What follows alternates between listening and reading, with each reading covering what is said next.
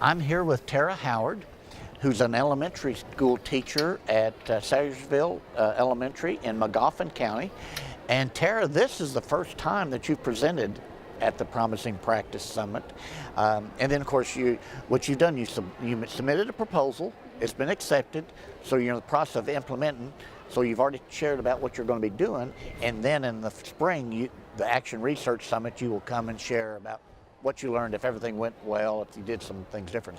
So what is your project, and how did you come up with the idea? Well, I actually came up with the idea because last year I was also an ARI Innovative Teacher Leader, and we received Learn Pads and a Mondo Pad in my classroom.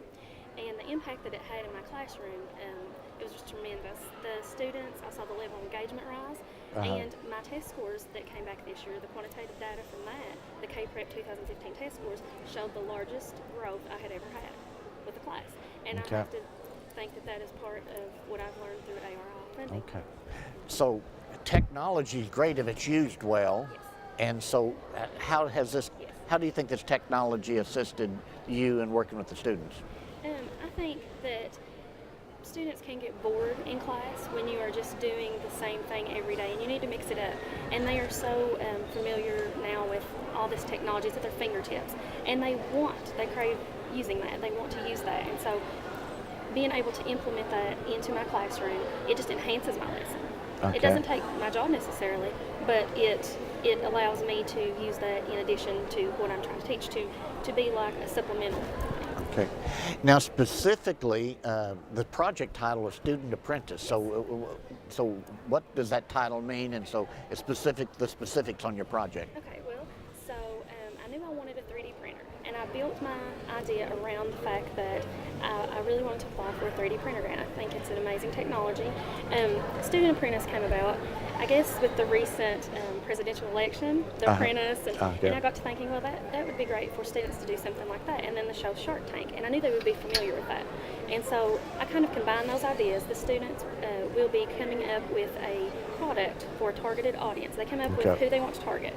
And so, for example, some students are doing they're targeting kindergarten, pre-K, and they are making tools to help students hold pencils and cut with scissors. And so it just depends. Some students are making cell phone cases. They call it the ultimate cell phone case, one group, and so it's going to have everything that you should need for a cell phone case. So what we're doing with that, they are coming up with their idea, they are sketching and including their dimensions. They did their research, they did surveys to see if this would be marketable, and they are going to then present before a panel as they would on the Apprentice or Shark Tank. And it has to go through teacher approval, and once the teacher panel approves that product, it can be printed on the 3D printer. And then we will showcase those, they will be judged, we will have an award ceremony, and they will do print ads, commercials, things that go along with these, so it goes across the curriculum very well.